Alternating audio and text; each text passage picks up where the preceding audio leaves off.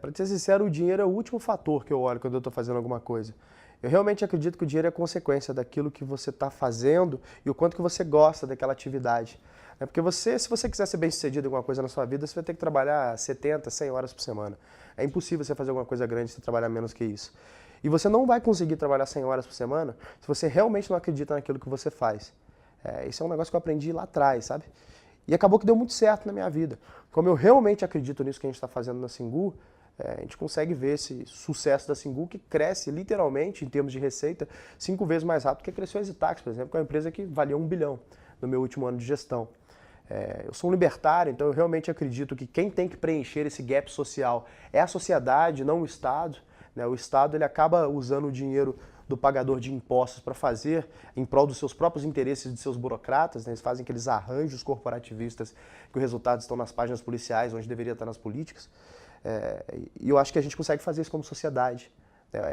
É isso que o capitalismo deveria fazer de fato, entregar valor para a sociedade, remunerar o empresário por entregar esse valor e preencher alguns gaps que outrora alguns teóricos acham que o Estado deveria preencher, mas acho que está mais que comprovado que o Estado não tem competência nem interesse legítimo de preencher esses gaps. Então o que eu olho é isso, qual é o tamanho do impacto que eu posso causar com aquilo que eu sei fazer, com o time que eu consegui reunir e que seja economicamente sustentável, né? Que seja algo lucrativo. Acho que dá para fazer algo extremamente lucrativo como é a Singu, preenchendo um gap social, como a gente preenche, né? Criando essa plataforma de ascensão social. Acho que dá para fazer os dois.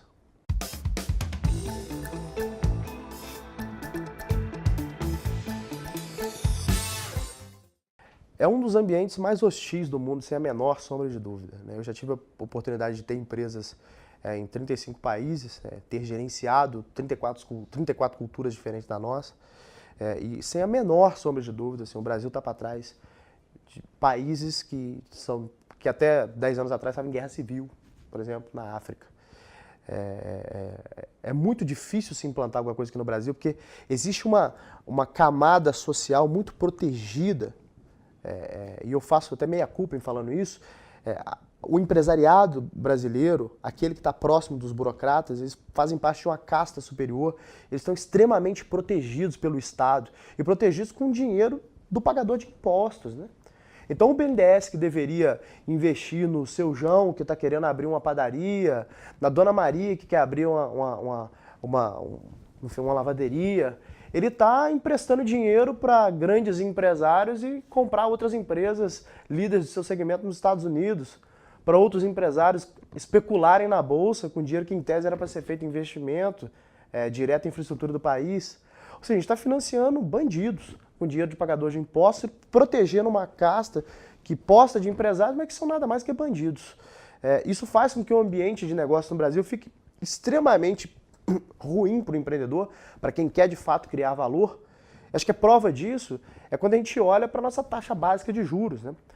O Brasil teve no ano passado double digits de taxa básica de juros, e você ter um país que tem double digits de taxa básica de juros, basicamente significa que, para quem é rico, é fácil ganhar dinheiro no Brasil. Cria-se a figura do rentista. Para que o investidor vai tomar risco em investir em venture capital, em financiar a inovação nesse país, se ele pode simplesmente investir em alguns produtos estruturados ali e ter uma remuneração que dificilmente ele conseguiria em algum lugar no mundo? Acho que uma prova disso é que quando a gente olha para os Estados Unidos, que é um país que tem mais ou menos 1% de taxa básica de juros ao ano, ou o investidor investe em mercado de capitais, investe em VC, ou ele não vai valorizar seu capital. Ou seja, a gente precisa de um país com um ambiente de negócio mais transparente para que o mercado confie na gente, principalmente o mercado internacional, para que a gente não tenha essa fuga de capital que a gente tem e tenha que elevar os juros para poder atrair capital novamente, né? Acho que o Brasil vem sofrendo um avanço grande, né? Hoje a gente está com 6,25, o BC sinalizando na próxima reunião que baixa para 6, essa taxa básica de juros, o que faz com que aqueles investimentos dados como certos de você ter um bom retorno comecem a remunerar bem menos o investidor, fazendo com que ele pense em alternativas um pouco mais arriscadas de investimento que, consequentemente, entrega um pouco mais de dinheiro na mão do inventor, na mão do empreendedor. Eu humildemente desconfio que a gente não tem como mais levar o Brasil para a Série A desse jogo através de indústrias tradicionais. a gente perde muito em produtividade. O Brasil é uma das piores produtividades do mundo. A gente não tem como competir com os grandes campos fabris do mundo. Então não vai ser através de indústrias tradicionais que a gente vai elevar esse país. É através da inovação disruptiva. E o Brasil tem sim potencial de fazer grandes empresas de inovação disruptiva. A gente tem alguns cases grandes de tecnologia, cases esses que estão começando a fazer seus IPOs, indo para a Nasdaq. A gente está só no início. A gente é como se fosse o Vale do Silício ali na década de 80. A gente precisa de um ambiente mais favorável para criar esse ecossistema que é os investidores tradicionais que outrora estavam só em real estate, em produtos mais estruturados, começarem a aportar capital nos empreendedores, e esses empreendedores criarem negócio, que entregam valor para a sociedade, terem suas saídas estratégicas, fazer seu IPO, para depois essa geração de empreendedor virar os mecenas daquele ecossistema e começar a reinvestir dinheiro naquele ecossistema. É isso que forma um ecossistema. E nesse momento ele investe não só dinheiro, mas conhecimento também de ter criado uma empresa de tecnologia, inovação disruptiva, e aí forma uma outra geração de empreendedores ainda mais forte, né? Vis-a-vis o que aconteceu nos Estados Unidos com a PayPal Mafia. Então, eu acho que o ambiente é muito ruim, e esse cenário que a gente traçou aqui, eu acho que ainda está muito longe de acontecer.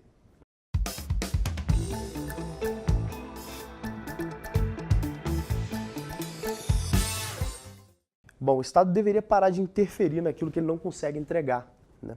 O Milton Friedman tem algumas regras ali quando ele fala daquelas regras básicas de gastar dinheiro, né? Eu acho que a que descreve melhor o Estado é como ele fala, olha, os burocratas basicamente gastam dinheiro dos outros com os outros. E quando você gasta o dinheiro dos outros com os outros, você não está vendo nem custo-benefício e muito menos você tem interesse em saber se aquele dinheiro foi bem gasto.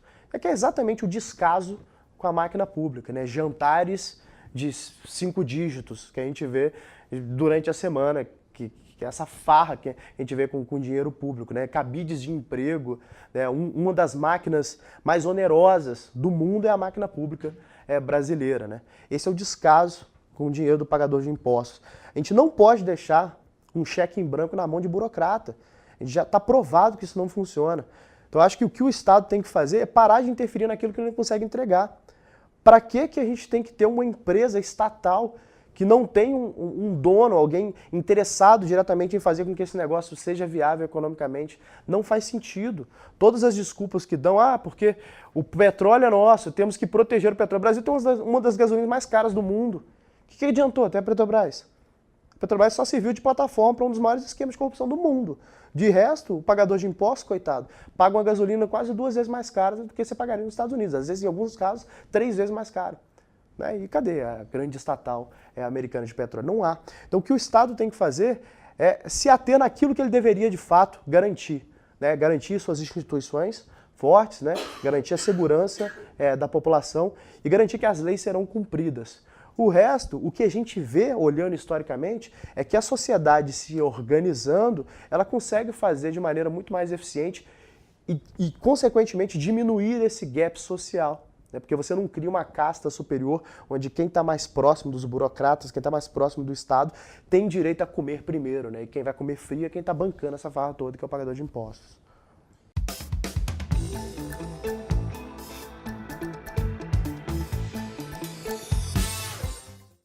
Bom, eu tenho uma expectativa muito ruim para as eleições desse ano, porque a gente passa por um momento muito perigoso do país, né, que cresce essa onda de moralismo, muito falso moralismo, de fato, principalmente uma onda de ódio à esquerda, e de certa forma não tem como você tirar a razão, porque o que a esquerda fez com o país na última década foi basicamente condenar o pobre à miséria, né, e enriquecer aqueles que eram mais ricos. Foi isso que aconteceu. Então você tem as pessoas que em tese eram protegidas pela esquerda que estão odiando a esquerda hoje em dia porque eles viram sua vida piorar em muito por causa das medidas que foram tomadas ao longo dessa década. Então a gente traça um cenário de dualidade política no Brasil, onde existe uma extrema direita e uma extrema esquerda brigando, e as pessoas que estão no meio desse caminho não têm representatividade alguma. Né? Historicamente, quando você tem um cenário parecido com esse e você tem uma economia devastada por economias mais de esquerda, tende-se a migrar para a extrema-direita. E a figura do Bolsonaro é quem representa a extrema-direita hoje. Eu acho o Bolsonaro tão ruim quanto o Lula, né? Ele tem uma pauta de estatismo que ele toca, ele demonstra ter um desconhecimento muito grande em economia, ele não se demonstra ser preparado emocionalmente para liderar um país. Pelo menos para mim, ele não me representa em nada. E eu não consigo ver uma figura que tenha condição de brigar politicamente contra a figura do Bolsonaro. Então a gente caminha para ter uma eleição que eu imagino que o Bolsonaro vem muito forte. Às vezes diz que mas ele não tem condição de ganhar um debate contra o Ciro Gomes, que começa a aplicar aquelas falácias de sempre, né? 30% de 40% é 20%, que ninguém entende nada que ele está falando. Mas no final do dia, quem elege mesmo ali é o cara que quer ouvir aquilo que o Bolsonaro está falando nesse momento, né? Que não deixa de ser falácias também. Então, eu acho que traça um cenário muito perigoso para o Brasil, cenário esse que a gente, de novo, né, por causa dessa onda de moralidade, eu acho que a gente vai acabar fazendo uma escolha que vai ser tão ruim quanto a que a gente teve na última década. Principalmente quando a gente fala em termos de economia.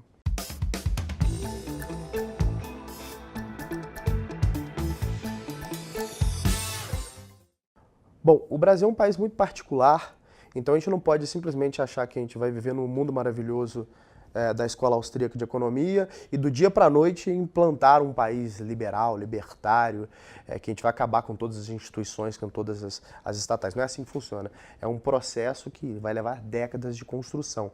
Mas deveria ser um homem que, no mínimo, tem condição de gerenciar um grande negócio, porque um país é um grande negócio. Óbvio que tem suas características sociais que devem ser levadas em conta, mas um exemplo muito claro aqui, por exemplo, deveria haver escolas públicas? Na minha opinião, não. Historicamente, mostra que não. Agora, existe um sistema de voucherização, por exemplo, proposto pela Escola de Boston, por Milton Friedman, que funcionou muito bem. Né? Que eu não tenho escolas públicas, eu tenho escolas particulares, com donos, com acionistas, tentando ser melhor, competindo naquele mercado, mas eu tenho um sistema de voucher, que é a mesma coisa do Bolsa Família, valendo para a educação. Então eu vou voucherizar aquelas famílias que não têm condição de educar seus filhos, eu vou dar o direito dessas famílias de escolher como que elas vão gastar aquele dinheiro que vai doer delas, né? Dinheiro do pagador de imposto ali. E elas vão entregar esse voucher para a escola. Dessa forma, não tem como ter um mecanismo de corrupção.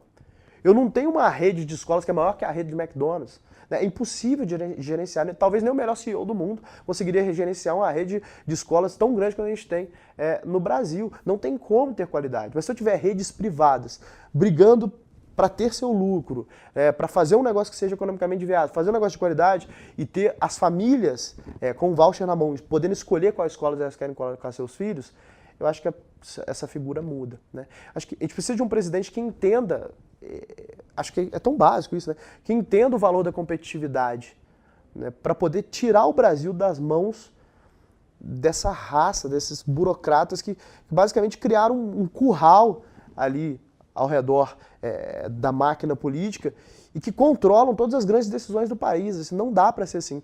Agora, ao bem da verdade, não adianta a gente se enganar e achar que vai ter um super-herói, um presidente que consegue resolver tudo. O nosso modelo de presidencialismo, o presidente, na verdade, não aponta muita coisa, né? É o Congresso. Então a gente tem que passar agora pela mudança do Congresso. É óbvio que se você não tem um presidente que tenha pautas a propor, né, nesse sentido, e que não tenha apoio do Congresso, nada anda, o que é mais perigoso ainda, né? Mas eu estou muito empolgado com alguns dos movimentos, como o Renova, que visam renovar o Congresso, pegar gente capacitada. O Renova, inclusive, tem um programa de capacitação em cima dessas pessoas, apartidário, tem gente de esquerda, tem gente de direita, tem gente de centro, o que eu acho que é importante, essa pluralidade de opiniões políticas, é extremamente importante. Mas pessoas preparadas, que por mais que tenham visões mais keynesianas da economia, são preparadas, né? Sabem aquilo que estão fazendo, não estão ali em prol de pautas daqueles que bancaram suas campanhas e criar esses currais, que é como aconteceu. Então eu espero um homem razoável para poder tocar esse negócio e que tenha condição de tocar uma grande máquina, né? Porque não dá pra gente ter mais uma pessoa saudando mandioca assim na frente das câmeras, não vai acontecer.